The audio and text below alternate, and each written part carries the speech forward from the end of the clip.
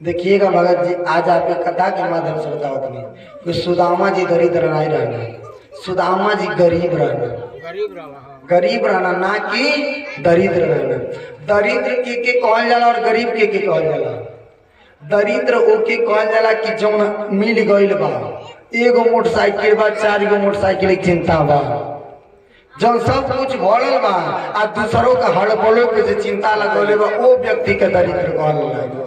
आ गरीब के कहल कि जे करे लगे एक के टाइम के भोजन पावे के बा, उतने में संतोष बा और उतने भगवानों को भोग लगा लेता हूँ, वो व्यक्ति के गरीब कहल जाला। भगत जी बुझनी, तो गरीब और दरिद्र में फर्क होला। तो सुदामा जी का रहनी, अब रौरी पाचा बताए, सुदामा जी गरीब रहनी कि दरिद्र रहनी?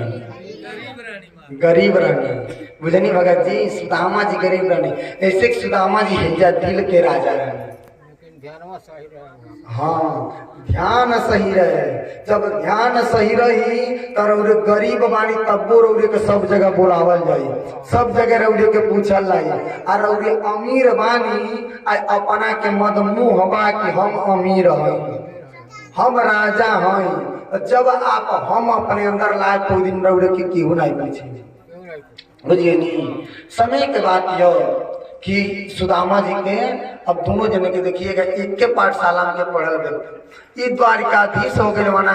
आई सुदामापुरी में जाके सुदामा बाबा गरीब हो गए माने, गरीब होकर के यहाँ के अपन पंडिताई जीवन यापन करते रहने।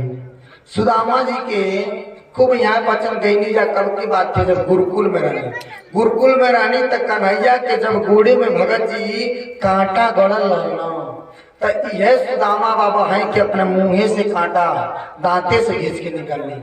आ कहने की बात अद्भुत से आपके अंदर कितना शीतलता बा कि ब्राह्मण बालक के रौरे हमारे पैर पकड़नी और तने का वेदना के कितना निर्मल आपके मन बा, कितना सुंदर आपके मन बाटे। तुरंत कहने की आप हमसे मित्रता करब।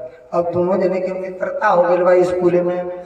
वही गुरुकुल में जब कन्हैया और सुदामा बाबा की मित्रता भइल तो अब यहाँ वचन का कही जा, दोनों जने अब एक के संगे रही जा, एक के संगे पढ़ी जा। कन्हैया के प्रखर बुद्धि जनी अब रोज रोज यहाँ पचन जब पढ़े जा, तब पहले के गुरुकुल में ई रहल कि जब लड़का पढ़े जाता ना तब भोजन प्रसाद सब वही पावत रहना, सब वही जब उनको मिलत रहा। तो ई लोग भोजन प्रसाद ग्रहण करे खातिर जंगल से लकड़ी लावत रहे। जब तक जंगल से लकड़ी आई ना आई तब तक प्रसाद बनी कैसे? अब एक दिन का के निशान दीपनी मुनि जी के पत्नी गुरु माता कहने की ऐ कन्हैया तन जैता लकड़ी ले लेता। अब कन्हैया के आदेश सुनाई देंगे, पत्नी की लकड़ी ले तब तक देखनी सुदामा के। और जो सुदामा ओरिया तकनी थे कन्हैया बुझनी की लगा था कि अब सुदामा भैया के लोग कहीं चले जाए खातिर लकड़ी लाए खातिर। तुरंत कन्हैया स्वतः तैयार हो गई कि हम जाए लकड़ी लाए। कन्हैया के बारे में गुरु माता ही बहुत अच्छा जानते हैं, संदीपनी मुनि भी जानते हैं कि ऐसा लड़का पढ़े वाला है कि जे के घरे हरदम माखन मिश्री मिले रहा, तो इनके हर समय में कुछ न कुछ खाए के चाहिए। तो माता जी हरदम इंतजाम करते रहे। कहने की जब ये लोग जैसे जंगल में जब ये लोग जाए तो कुछ ये लोग के खाए के चाहिए, कुछ ये लोग के खाए के चाहिए। अब काट के माता जी तुरंत एगो पोटली लानी और वो गठरी में 2 मुट्ठा चना रख दे। कम मुट्ठा चना? 2 मुट्ठा चना रख दे। आ 2 मुट्ठा चना जब रहल वो पोटलिया से ला के दे दानी। अब भगवान कन्हैया और सुदामा जी भगत जी यहाँ के गैर बन जा जंगल में। आ जंगल में जाके सुदामा जी कहने की ऐ कन्हैया, अरे तू नटखट हवा, हम तेरे बारे में सुन ले बानी कि अरे तू कदमे के वृक्ष पे तुरंत चढ़ जा, अरे तू सांपे के ऊपर चढ़ल वाला, हम नहीं चढ़ पावनी। एक काम करता तू ऊपर चढ़ जाता, हम नीचे रहती तो तनी तू लकड़ी तुर गिराओ तो हम भी डोर लेते हैं। अब भगवान कहने की जैसन कहिए मित्र, अब इतना बात जब ये लोगों में भइल तुरंत कन्हैया ऊपर चली गई। आज जो कन्हैया ऊपर गई तब तक तो भगत जी लकड़ी तुराता। आज जो लकड़ी तुराइल भगत जी तब तक तो खूब जोड़ के आनी बहल, खूब जोड़ के हवा आवता। आ हवा आयल तो ठीक रहा, बरसात भी हो गई। आ जब बरसात भइल तो कन्हैया ऊपरे रुकल बानी आ सुदामा जी नीचे बैठल बानी। आ जब बरसात भइल तब तक तो सुदामा जी के भूख लगल। जब भूख लगल तो सुदामा जी का कनी को चना खातनी। जब चना खाइला तो कड़क कड़क के आवाज करे नहीं करेला। जो जब कड़ से आवाज कैले कन्हैया कुछ नहीं, मित्र ए सखा ये बेईमानी होता का हो, तू चना खाता ला नहीं? अरे इतना ठंडा हमके लगाता कि ठंडा के मारे हमारा दतवा कड़कड़ाता। कनी के ठीक बा। फिर दोबारा जब दूसर का मुट्ठी कनी का ये सुदामा, अरे तू हमसे गद्दारी करतला का?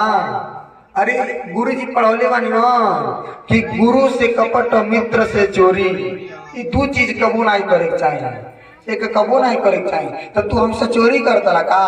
नहीं कन्हैया, हम तो से कई बार कहें कि हमके बहुत ज्यादा ठंडा लगाता, हमारे दांत कड़कड़ाता।